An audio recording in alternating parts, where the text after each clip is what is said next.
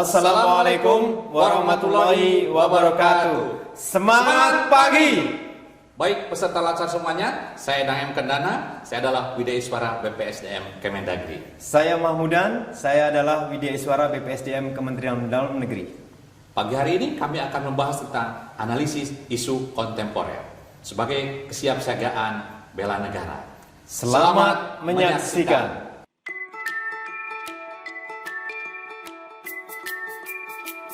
Hasil perkenalan tadi, saya Dang M. Kendana, kemudian telah hadir juga Pak Mahmudan di sini. Kita akan berdiskusi tentang analisis isu strategis. Analisis isu strategis ini tadi sudah disampaikan bahwa ini adalah merupakan agenda satu kesiapsiagaan bela negara dalam Latsar CPNS. Bukan begitu ya, Mas Mahmudan ya? Baiklah, sahabat Latsar, guna mempererat hubungan kita, ya, mempererat hubungan kita, dan saya boleh memanggilnya Mas Mahmudan saja. Siap. Mas Mahmudan, jadi sebagaimana kita maklumi bahwa kesiapsiagaan bela negara itu agenda satu itu ada ada analisis isu strategis, ada kewaspadaan dini. Nah, kita akan bahas tentang analisis isu strategis. Sebetulnya apa sih itu analisis isu strategis ini? Gimana, Mas? Baik, terima kasih Pak Edang, atau saya panggil Kang Edang ya. Selamat bertemu kembali Bapak Ibu peserta Latsar ya. Apa itu isu strategis atau apa itu isu kontemporer ya? Isu kontemporer itu adalah isu-isu yang sekarang sedang terjadi atau berkembang di lingkungan kita, baik itu di lingkungan pribadi, di lingkungan keluarga, di lingkungan pekerjaan, di lingkungan pemerintah daerah, di lingkungan nasional, internasional, bahkan global. Nah, bagi seorang anggota atau seorang calon pegawai negeri sipil diharapkan mempunyai kemampuan untuk mengetahui apa itu isu kontemporer, kemudian menganalisis, kemudian setelah dianalisis mengetahui apa tindak lanjut atau apa upaya yang akan dilakukan untuk mengatasi isu atau persoalan tersebut. Jadi ini adalah merupakan kewajiban dari peserta latsar juga ya? Betul. Iya. Betul. Jadi semua terlibat di sini. Oke, kapan itu adanya tuh? Ada isu strategis. Isu strategis itu terjadi setiap saat karena perubahan itu selalu terjadi setiap saat. Jadi Bapak Ibu peserta latsar diharapkan mengetahui adanya perubahan, indikasi-indikasi perubahan di lingkungannya. Karena perubahan itu selalu terjadi setiap saat di lingkungan kita sendiri, pribadi, di lingkungan kerja kita, di lingkungan pemerintah daerah, dan seterusnya sampai lingkungan global. Jadi mengetahui perubahan itu setiap saat terjadi. Isu itu setiap saat ada, Kang Edang. Berarti perubahan itu terjadi pada instansional. Jadi lingkup kita kerja sendiri, bisa di keluarga juga ya. Betul. Nasional juga bisa internasional. Betul. Betul sekali. Iya. Betul sekali, Kang Edang. Jadi kewajiban kita semua ya. Terus begini Pak, ini yang perlu kita lakukan bersama, khususnya untuk para peserta latsar ini adalah bagaimana, lakukan apa. Nah, setelah dengan pembelajaran ini harus melakukan apa? Iya. Bagaimana Mas kira-kira? Wah, ini menarik nih pertanyaannya nih. Bagaimana Bapak Ibu selaku peserta latsar itu diharapkan bisa melakukan menganalisis isu strategis atau isu kontemporer ini? Nah, yang pertama Bapak Ibu ada atau alat yang harus dipergunakan. Jadi ada bermacam-macam alat atau tools untuk dipergunakan untuk menganalisis. Kita bisa menggunakan, misalnya paling sederhana itu adalah analisis matrik urgensi, seriousness, dan growth atau matrik USG. Bisa juga dikembangkan dengan analisis fishbone atau analisis tulang ikan. Bisa juga menggunakan analisis SWOT dan lain sebagainya sesuai dengan tingkat pemahaman masing-masing. Nah, yang pertama harus diketahui itu perubahan di tingkat mana dulu yang harus kita analisis.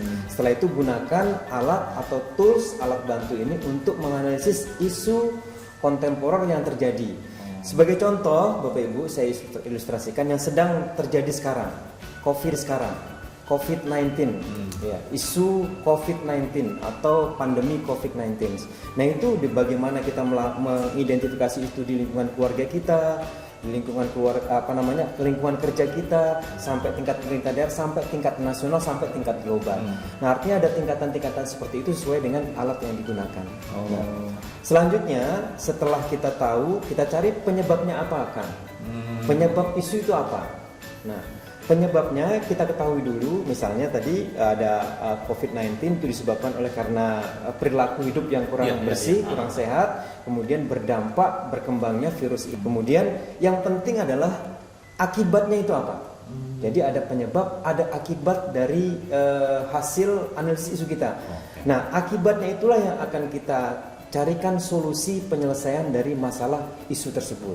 Nah, misalnya COVID-19 tadi, setelah kita cari penyebabnya, akibatnya orang akan jatuh sakit, menderita sakit dan sebagainya. Maka solusinya adalah bagaimana mengatasi supaya virus ini tidak berkembang, bagaimana virus ini tidak bisa menular dan sebagainya. Itu adalah upaya-upaya yang dilakukan oleh kita. Misalnya seperti itu contoh sederhananya. Iya, iya.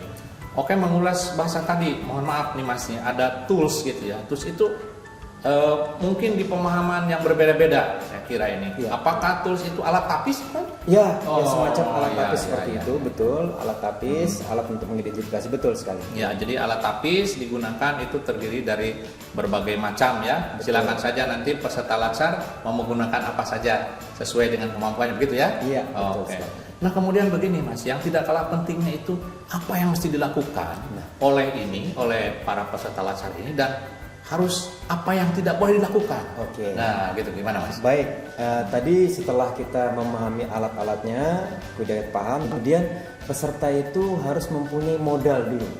Ada modal insaniah dimiliki, dan ada modal ideologi. Nah, modal ini dipergunakan sebagai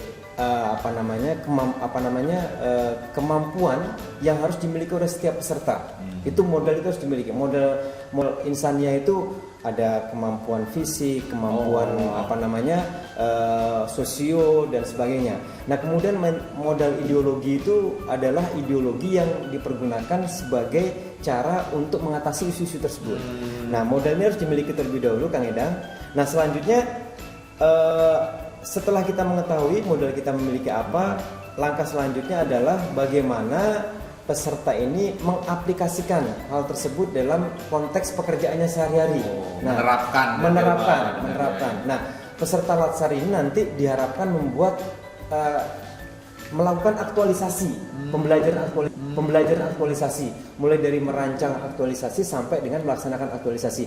Nah, analisis isu kontemporer ini bisa juga digunakan sebagai pemahaman atau pengetahuan yang berkaitan dengan hal tersebut.